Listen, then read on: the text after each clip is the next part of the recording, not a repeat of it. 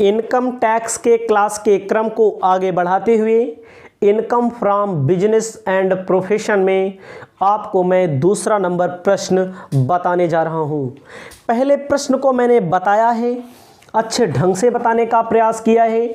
मान लीजिए कोई भी तकनीकी दिक्कत है तो आपकी दिक्कत दूसरे नंबर प्रश्न में सॉल्व हो जाएगी, बशर्ते आपको यह पता होना चाहिए पीएल अकाउंट कैसे बनता है।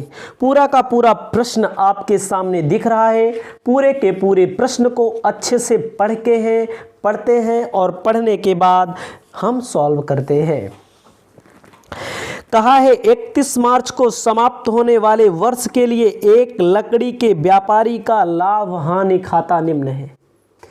मान लीजिए थोड़ी देर के लिए आपको कोई लकड़ी का व्यापारी का कोई पीएल अकाउंट मिल गया, लाभ हानि खाता दे दिया गया। आप बताइए कि व्यापारी की टैक्सेबल इनकम क्या है, तो आप क्या करेंगे? ठीक है, पहले पूरे लाभ हानि खाते को यानी कि प्रॉफिट एंड लॉस अकाउंट को पढ़ेंगे। पढ़ने के बाद उसके निष्कर्षों को निकालने का प्रयास करेंगे। सुनते हैं। प्रारंभिक रहतिया 25,000 रुपये का, क्रय 2,50,000 रुपये का, मजदूरी 1,00,000 रुपया, अंकेक्षण शुल्क 1,000 रुपया, मरम्मत मकान संपत्ति 2,000 रुपया, सामान्य व्यय 1,500 रुपया, ऋण लेने के लिए कमीशन 1,000 रुपया, डूबत ऋण के लिए संचय 500, डूबत ऋण 2,000, पूंजी पर ब्याज 10,500, कर्मचारी कल्याण कोष में अंशदान 2,500, आयकर के लिए आयोजन 1,500, हराज स्वीकार्य है 2,500, शुद्ध लाभ 2,50,000। क्रेडिट में जाते हैं, दाहिनी ओर जब जाते हैं, बिक्री 6,00,000 रुपया, संपत्ति का किराया 15,000 रुपया, अंतिम रहतिया 35,000 रुपया। आपको कर निर्धारण वर्ष के लिए कुल आय की गणना करनी है। थोड़ा सा पॉइंट चेंज कर दिया है। पिछले में पूछा बताइए व्यापार एवं पेशे से, व्यापार से जो इनकम हो रही है, इसमें पूछ रहा है कुल आय की गणना करना है। कोई दिक्कत नहीं है, सटीक आंसर आपके लिए लेकर आएंगे। आपको पूरा का पूरा ध्यान रखना है कि आप पढ़ क्या रहे हैं। आप पढ़ रहे हैं बिजनेस, लकड़ी का बिजनेस है। किसके पास लकड़ी का बिजनेस है? एक व्यापारी है। व्यापारी का कोई नाम व पता नहीं दिया गया है। बहुत अच्छा है, नाम व पता नहीं दिया गया है तो उसके कर योग्य इनकम की गणना कर लेनी है। ध्यान दीजिएगा, मैंने सबसे पहला जो कार्य आपको बताया है, सबसे पहला कार्य मैंने बताया है कि सबसे पहला नंबर लिख दीजिए net profit of the year. ऐसे छोटा सा फॉर्मेट, ज़्यादा बड़े में मत उलझिएगा क्योंकि बड़ा आपके लिए नहीं है। ध्यान दीजिएगा, प्लस कर देते हैं डिस अलाउड एक्सपेंसेस और लॉस कह सकते हैं। माइनस कर देंगे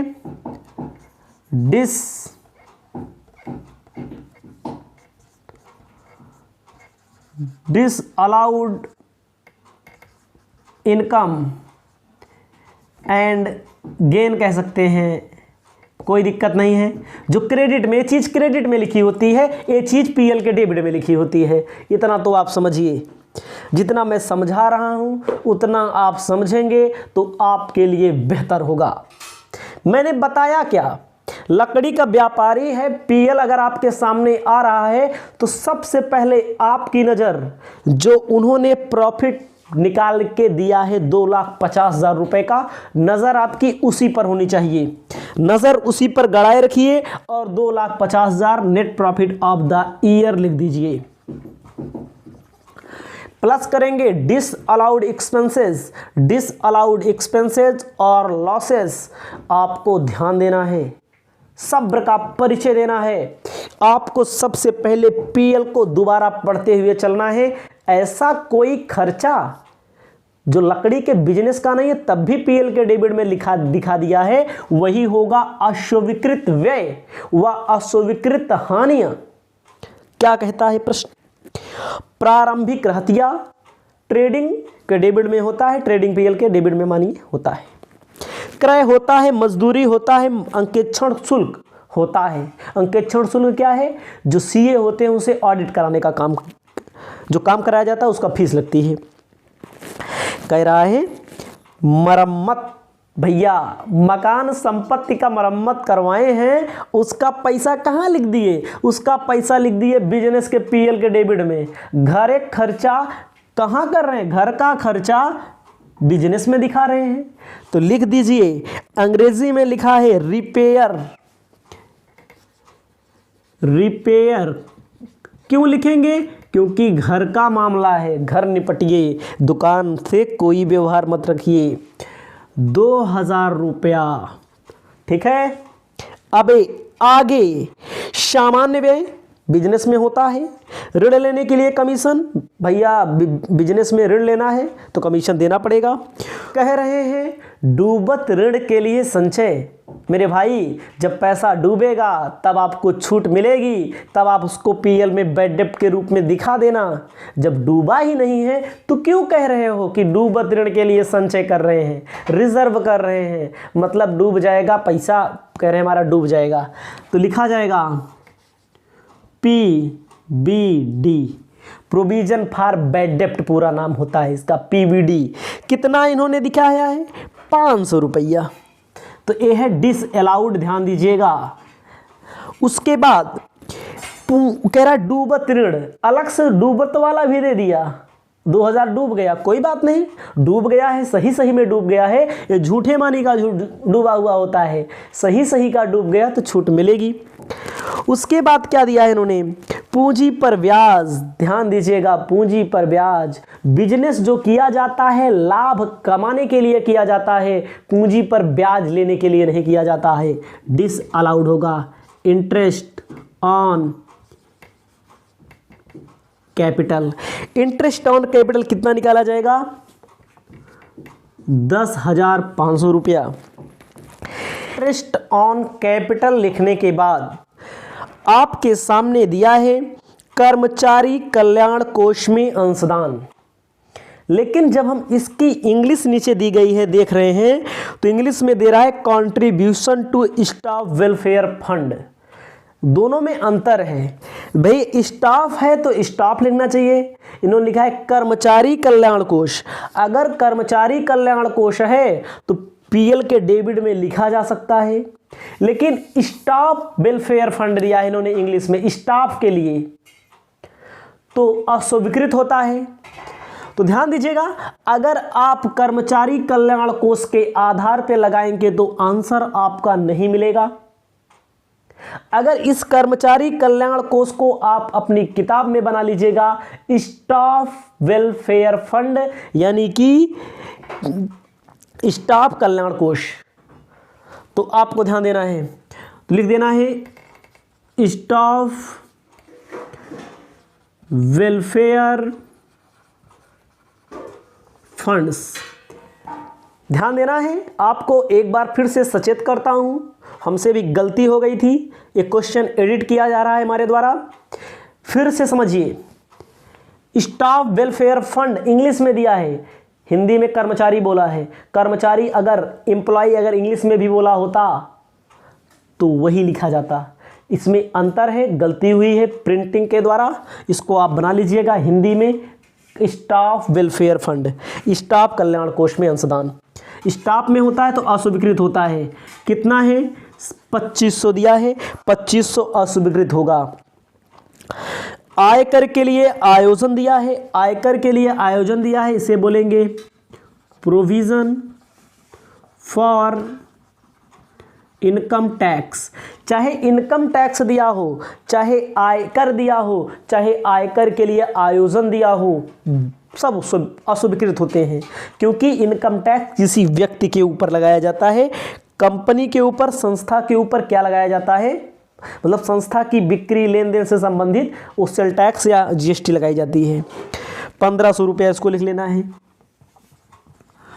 उसके बाद दिया है ह्रास स्वीकार्य है, कोई दिक्कत नहीं, शुद्ध लाभ तो दिया है। क्रेडिट में दिया है बिक्री रहनी चाहिए। संपत्ति का किराया 15,000। देखो संपत्ति मतलब होता है मकान संपत्ति, अंतिम रहतिया रहता है रहेगा, तो दिया है संपत्ति का किराया,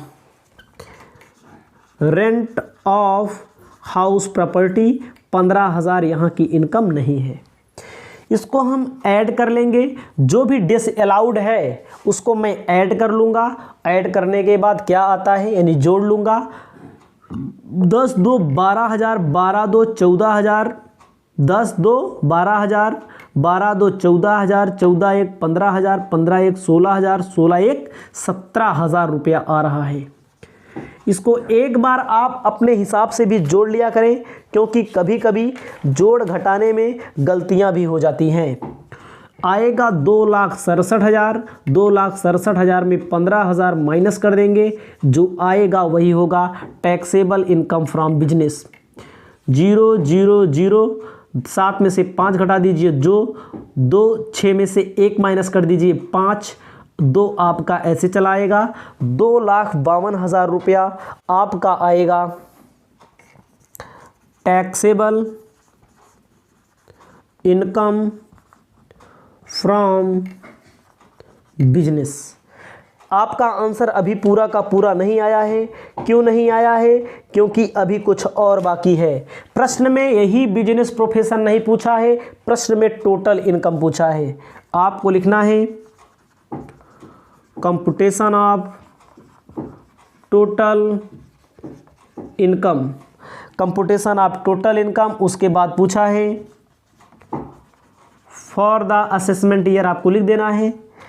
कितना पूछा है क्वेश्चन में? देखो 15,000 रुपया बोल रहा है, 15,000 रुपया बोल रहा है। पहला होता है income from salary, total income निकालते समय। दूसरा होता है income from house property. House property का कितना पैसा है? 15,000। इनकम फ्रॉम हाउस प्रॉपर्टी कितना? 15,000।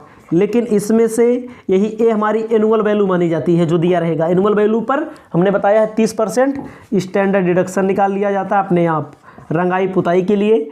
15 तियाँ 4500 रुपया स्टैंडर्ड डिडक्शन हो जाएगा, 10,500 रुपया। उसके बाद दूसरे नंबर पे आते हैं, मतलब कि पहले पे सैलरी होता है, सैलरी से संबंधित कुछ दिया नहीं। दूसरे पर इनकम फ्रॉम हाउस प्रॉपर्टी होता है, 15,000 दिया है, 30% घटा देंगे। तीसरे पर जो होता है बिजनेस, इनकम फ्रॉम बिजनेस कितना है? 2,52,000। 2,52,000 आ जाएगा 2,62,500 टोटल इनकम। आपका आंसर जो आ रहा है 2,62,500 इनकम फ्रॉम हाउस प्रॉपर्टी का दे रहा है 10,500। इसको आप अपनी कॉपी में लिख लीजिएगा। इस बात को जरूर ध्यान रखिएगा, क्योंकि प्रश्न में गलती से इन्होंने कर्मचारी बोला है, वहां पर स्टाफ रहना चाहिए। ठीक है, इंग्लिश में स्टाफ ही बोला है। इंग्लिश का जो होता है वही सत्य माना जाता है। इसको आप अपनी कॉपी में लिख लें। इसके बाद वाली वीडियो में अगला क्वेश्चन लेकर आ रहे हैं।